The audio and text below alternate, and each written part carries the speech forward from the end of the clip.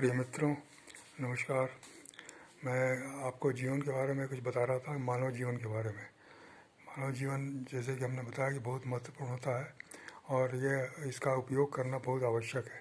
सही ढंग से उपयोग करना बहुत आवश्यक है।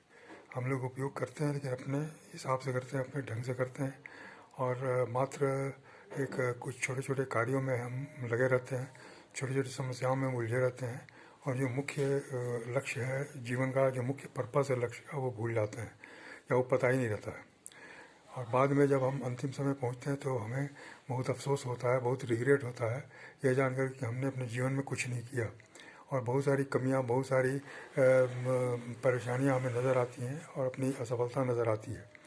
अतः हमें शुरू में ही ये जानकारी लेना चाहिए कि हमारे जीवन का महत्व क्या है, हमारे जीवन का पर्पस क्या है, हम जीवन में क्यों आए और इतनी जो हमारे अंदर जो इतनी शक्तियाँ दी है ईश्वर ने, मानसिक और बौद्धिक और शारीरिक शक्तियाँ दी हैं, उसका पर्पस क्या है। तो ये जानकारी हमें विभिन्न तरह से मिलती है, लेकिन हमको ग्रहण करना है और अच्छी तरह से उसको उपयोग करना है।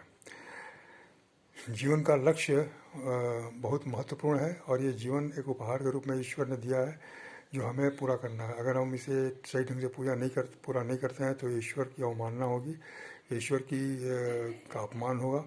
जैसे हम किसी को अगर कोई चीज़ गिफ्ट में देते हैं, उसका वो अपमान करता है, उसका वो अनादर करता है, तो हम अपना अनादर समझते हैं, हम अपना अपमान समझते हैं। उसी तरह से ईश्वर का भी अपमान है अगर हम जीवन को सही ढंग से इस्तेमाल नहीं करते हैं, उसका उपयोग नहीं करते हैं।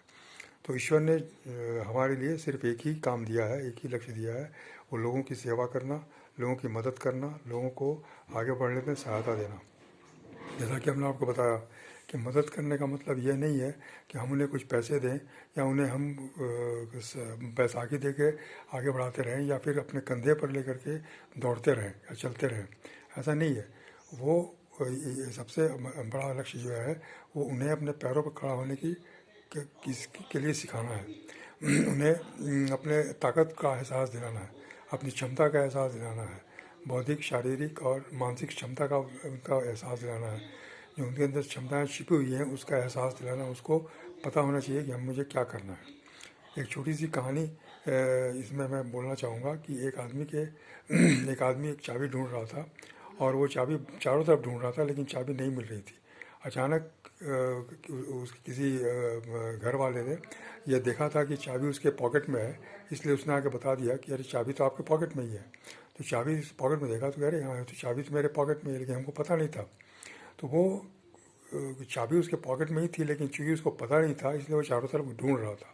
उसी तरह से हम जीवन में सफलता ढूंढते रहते हैं, लेकिन सफलता जो है वो सफलता का अंश हमारे अंदर ही है। सफलता की सारी खूबियाँ, सारे गुण हमारे अंदर हैं, हमको पता नहीं रहता, हम बाहर ढूंढते रहते हैं। और जब हम पता चल जाता है कि हमें हमारे अंदर है तो हम उसका विकास करते हैं और हमें सफलता मिलने लगती है। तो ये कैसे पता चलेगा?